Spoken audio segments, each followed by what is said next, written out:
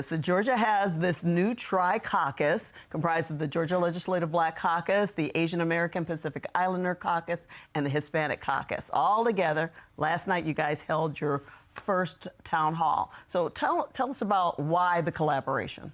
Well, Donna, we're stronger together. The Georgia Legislative Black Caucus, 51 years old, represents 30% of the population. And when you look at these other diverse communities, we can do more together. So we came together to talk about the commonalities that face our communities and our lives.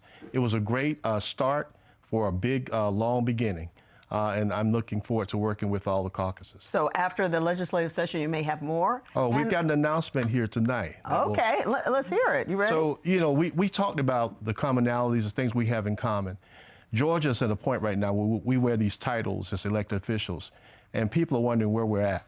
So we're going to launch a 14-city tour after the session, going across Georgia to meet people where they're at and talk and listen to them and to be able to engage them on the issues that they might not be privy of. Yeah. So earlier today, I interviewed Representative Michelle Au with the AAPI caucus and Senator Jason Estevez with the Hispanic caucus about these common goals among the three groups. Well, one of the things that came up yesterday is the importance of turning out voters of color. Now, I'm going to say this very carefully because all three caucuses are actually bipartisan caucuses, right? However, I think both parties can recognize that no matter whom you vote for, the important thing is that you turn out to vote, right?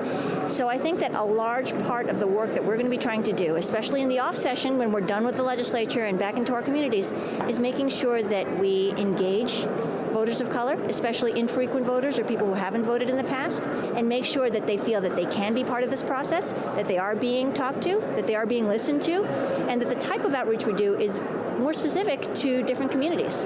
For example, with the Asian American Pacific Islander community and any immigrant community, we have to recognize that a lot of people don't speak English as a first language, even if they are a naturalized citizen who can vote, right?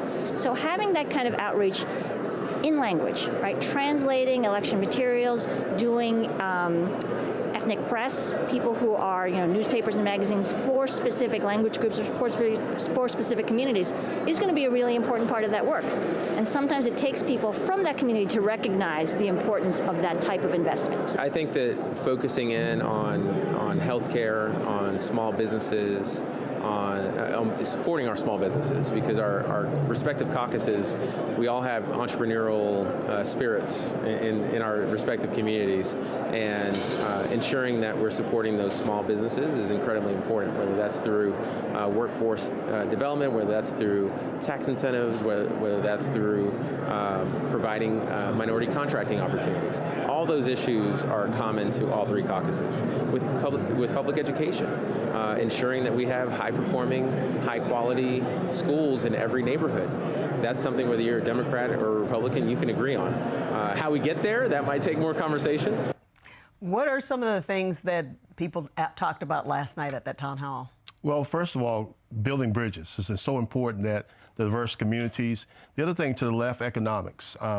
We talk about the focus of the 2024 election. We're bipartisan, but we understand that we had Democrats and Republicans in the room, but we want people to vote. The other thing is we got to look at the housing market. The housing crisis is profuse. So we've got to go to the people and be able to find out what we can do to help. Okay, 14-city tour. 14-city tour. Okay, we'll find out more about that.